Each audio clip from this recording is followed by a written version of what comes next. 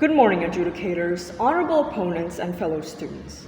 My name is Brigitta Veskanatalie and I stand proudly as the opposition team for today's motion. This House believes that history textbooks should focus on teaching bottom-up historiography rather than top-down historiography. Post-conflict states are countries recovering from events such as civil wars, colonization, regime changes, or internal violence.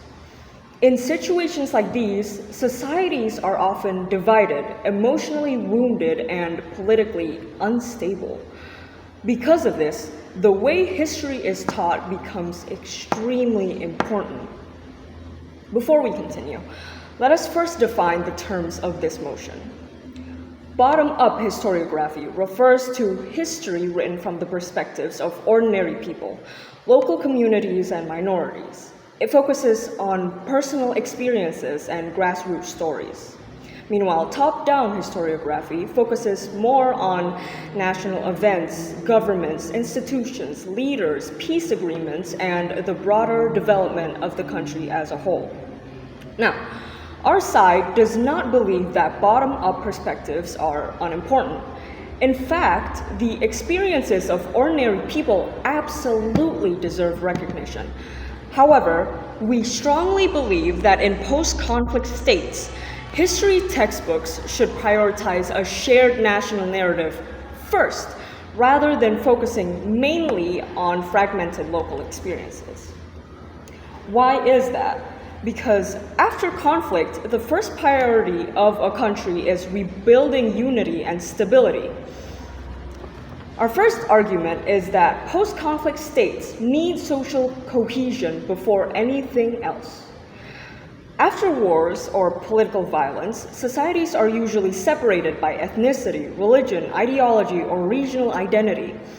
People already distrust one another. If schools focus heavily on different communities, community grievances, and trauma, that may perpetuate the idea that we are different, and students may grow up identifying more with division rather than national unity. Different groups may teach completely different versions of the same event. One side may see themselves as the victims, while seeing others as solely as oppressors. And this can unintentionally continue resentment across generations. Top-down historiography helps create a shared understanding of national history. It gives students a common identity and reminds them that despite their differences, they still belong to one country. A nation cannot truly heal if every classroom teaches students to see each other as enemies from the past. Our second argument is that overemphasizing bottom-up narratives can reopen old wounds instead of healing them. Of course, suffering should never be erased from history. Victims deserve acknowledgement and respect. However, constantly centering traumatic experiences in education may preserve anger and blame. Young people who never even experienced the conflict themselves may inherit hatred and be triggered from previous generations. Instead of moving together, society becomes trapped in cycles of victimhood and resentment. History should teach lessons from conflict, not emotionally relive the conflict together. Our third argument is that top-down historiography provides clarity, structure, and national understanding. Bottom-up historiography often contains many personal experiences that can differ or even contradict each other. While these perspectives are valuable, relying on them too heavily may confuse students about the broader picture of national history. Top-down historiography allows students to understand how governments function, how peace agreements are made, how institutions get revived after crisis, and how nations recover politically and economically. This structure is especially important in post-conflict states where governments are still trying to rebuild trust and stability. Our fourth argument is that post-conflict governments need legitimacy in order to survive peacefully. Bottom-up historiography often focuses heavily on state failures, oppression, and injustice.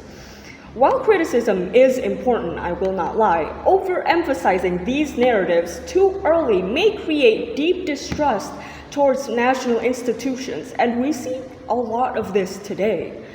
A fragile country cannot rebuild itself if students are taught primarily to distrust the very institution responsible for maintaining peace and order. Citizens must understand not only what went wrong in the past, but also how societies can move forward together through functioning institutions and cooperation. Now, the government side has argued that bottom-up historiography gives voices to marginalized communities, and while that in itself isn't untrue, this debate is about priority, not exclusion. We are not saying those voices should disappear. We are saying that they should be integrated into a broader national narrative rather than becoming the main focus of history. Education is unstable post-conflict societies. We can see examples of this in the real world with cases such as this one.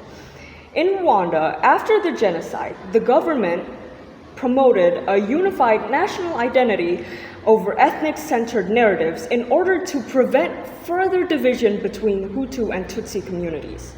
Whether one agrees with the policy or not, it shows why post-conflict governments often prioritize cohesion. Our opponents may also argue that top-down historiography can become propaganda, but propaganda is not caused simply by having a national narrative.